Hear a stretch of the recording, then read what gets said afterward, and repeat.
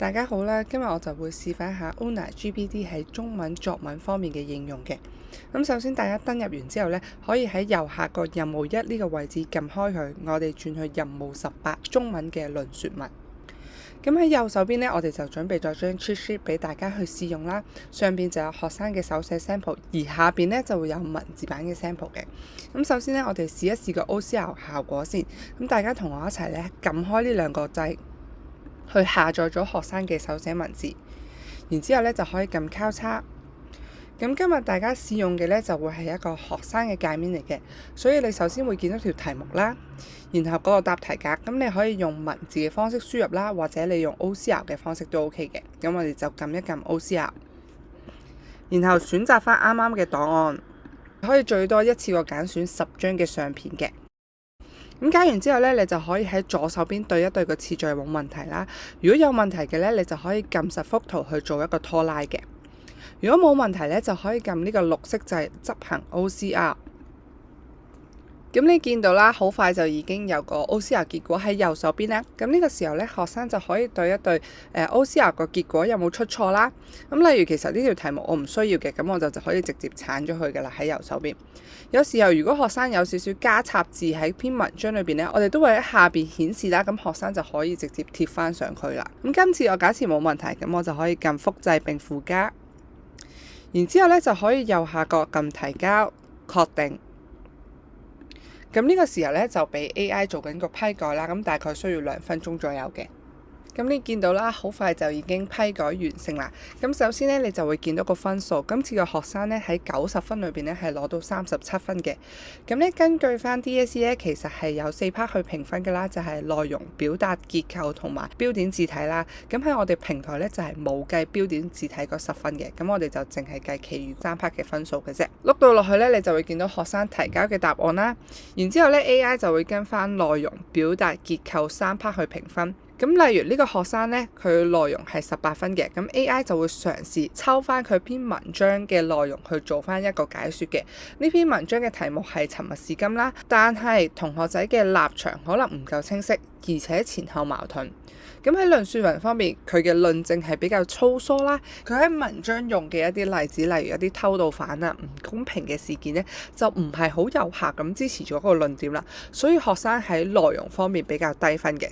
咁同樣地啦 ，AI 都會就表達同結構去做一個評分嘅。咁然之後碌到落去呢，咁我哋先睇睇左手邊嘅部分啦。咁喺左手邊嘅部分呢，我哋就嘗試用 AI 喺學生篇原文上邊揾出一啲文法錯誤啊、病句啊，或者一啲語法有待改善嘅地方，咁就用紅色間低，然後上邊呢就寫咗個語法問題啦。咁例如啦，我哋可以撳一撳呢一句，佢寫住用詞不當同成分多餘。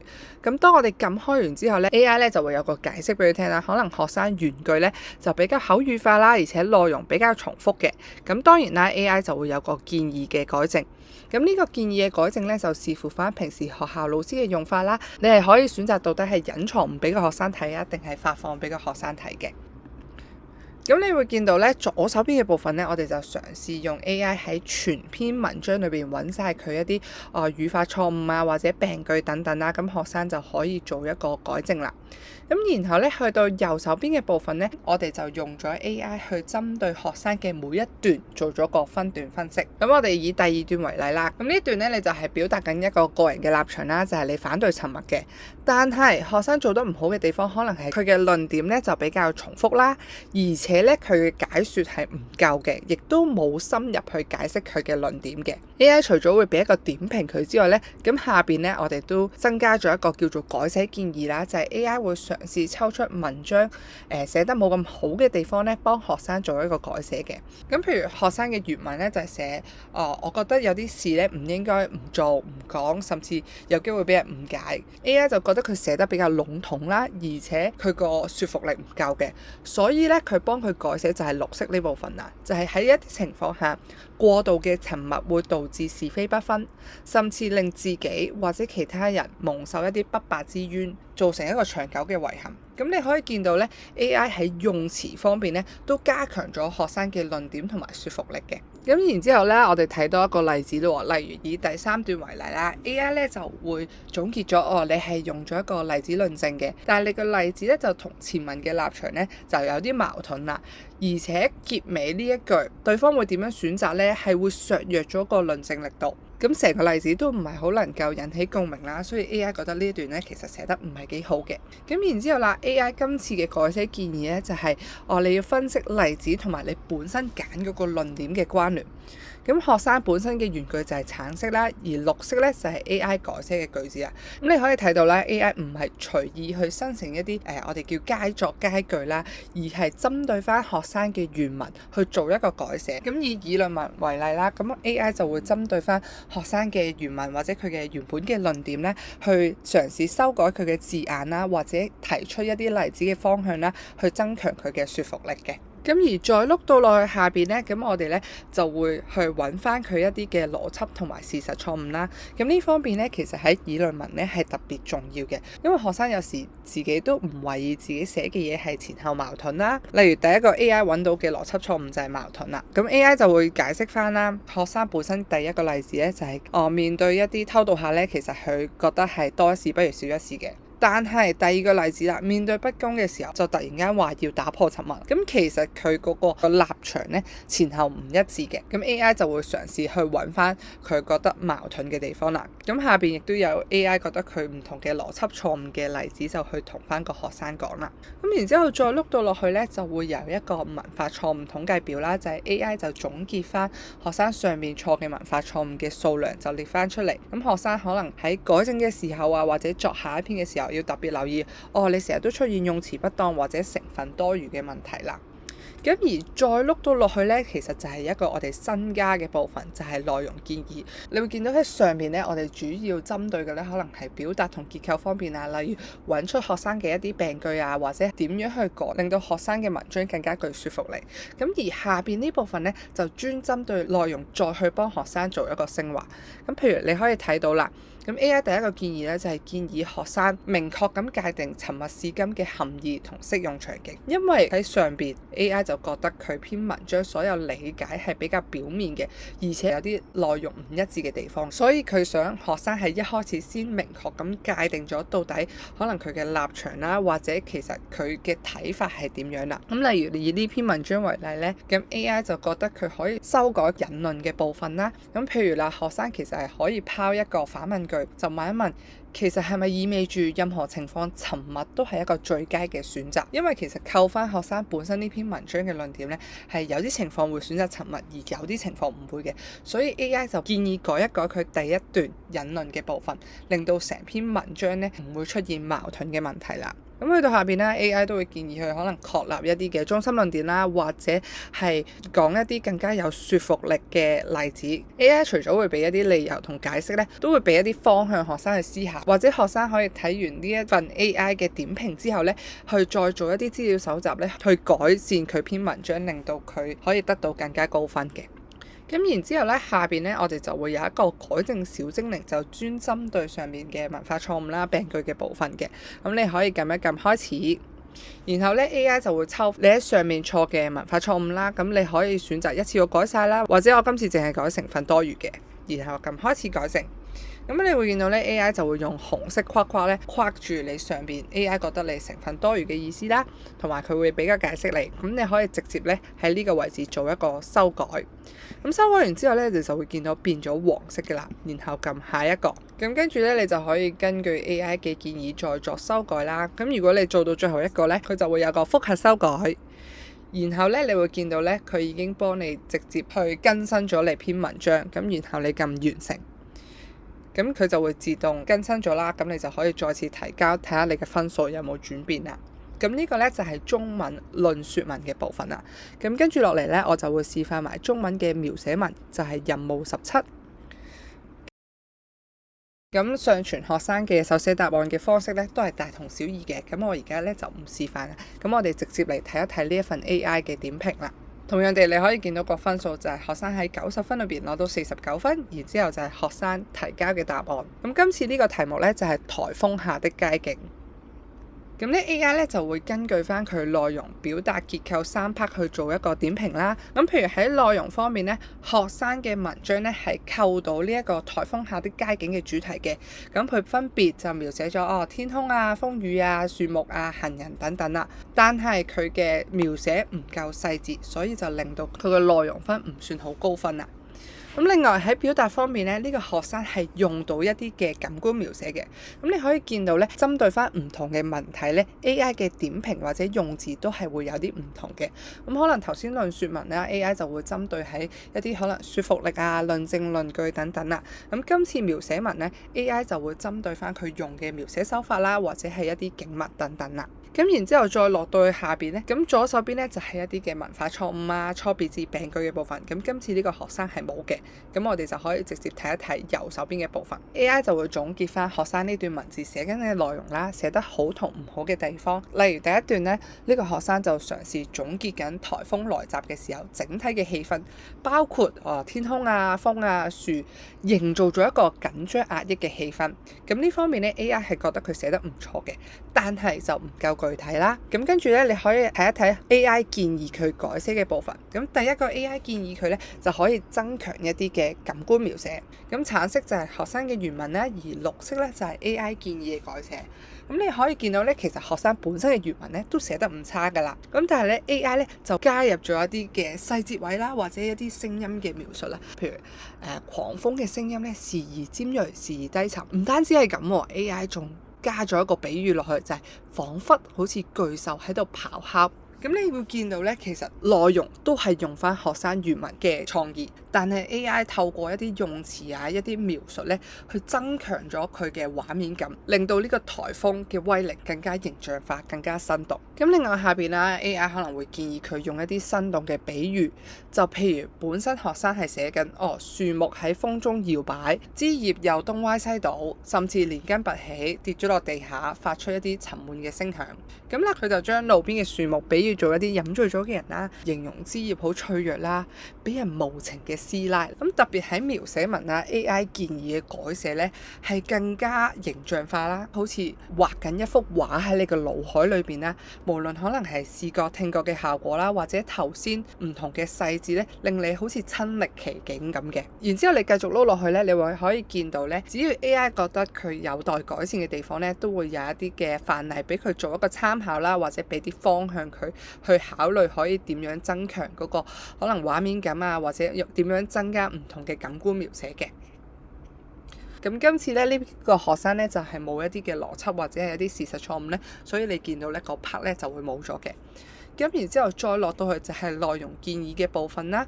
咁你會見到啦，今次 AI 可能提醒翻學生，你可以深化下一啲多感官描寫，就例如聽覺啊、觸覺啊、嗅覺等等。咁除咗俾一個理由佢之外咧，咁 AI 都會有一個建議嘅例子嘅。咁呢個例子咧，咁學生就可以考慮翻喺佢文章嘅邊一段去做一個修改啦。咁下邊同樣地啦，會有一啲嘅可能係一啲嘅動態描寫啦，或者係一啲嘅間接描寫咧 ，AI 都希望學生去學習嘅。咁你可以好明顯見到咧 ，AI 喺論説文同描寫文嘅用詞啦，或者建議佢修改嘅地方咧，都係好唔同嘅。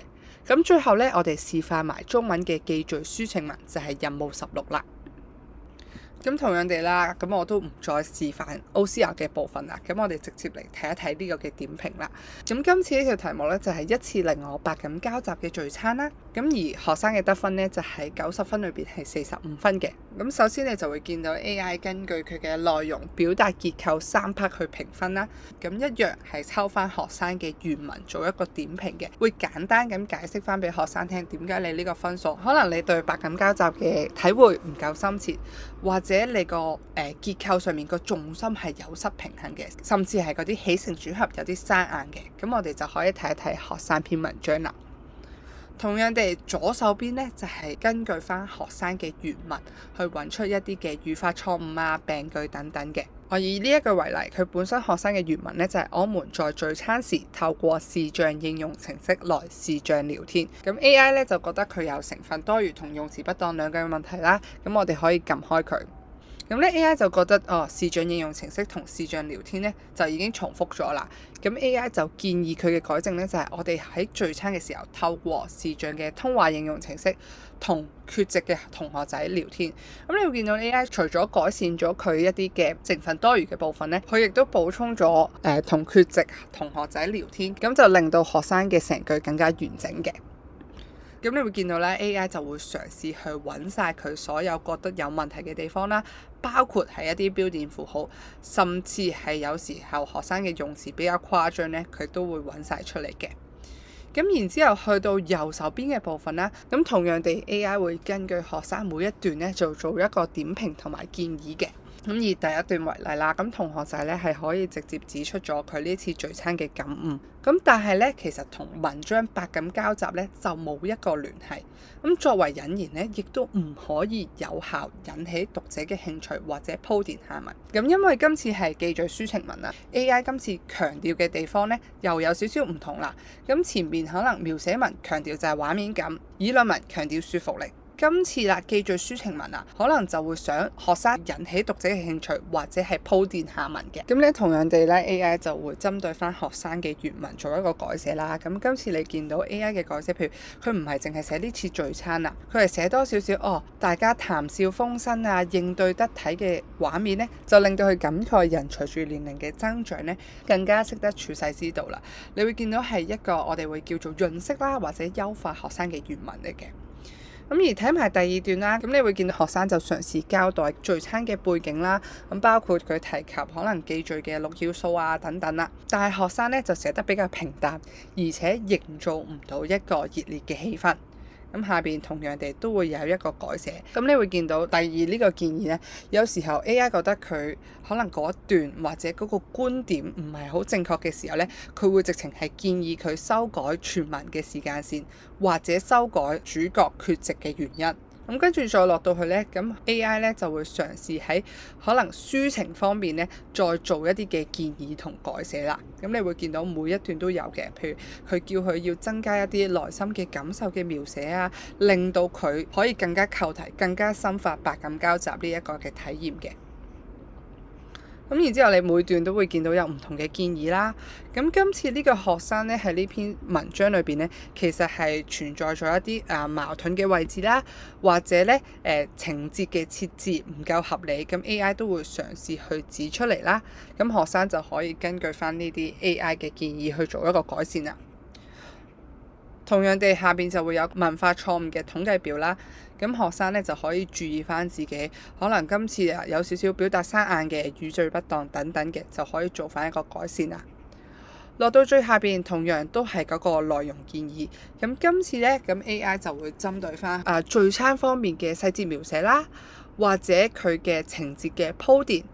甚至佢抒發嘅一啲感情，即係回應翻文章對百感交集一啲思考同體會，可以點樣深化？例如學生喺呢篇文章係寫緊佢對於友情啊，對於歲月嘅一啲嘅感悟嘅，咁佢喺總結嘅時候咧，就可以寫翻唔同嘅理解或者係唔同嘅感受啦。咁呢個咧就係中文嘅記敘抒情文啦。咁你會見到今次 AI focus 得比較多，可能係學生記錄聚餐嘅過程啦，抒發對百感交集嘅一啲嘅體會等等啦。咁你會見到 AI 係真係跟住唔同嘅文體咧，會有唔同嘅評語嘅。咁如果大家有興趣去試用啦，或者係上傳你哋嘅校本題目咧，都歡迎聯絡我哋嘅團隊。我哋中文咧，除咗有命題作文之外咧，咁我哋平台咧都有實用文啦，同埋中文嘅閱讀理解嘅。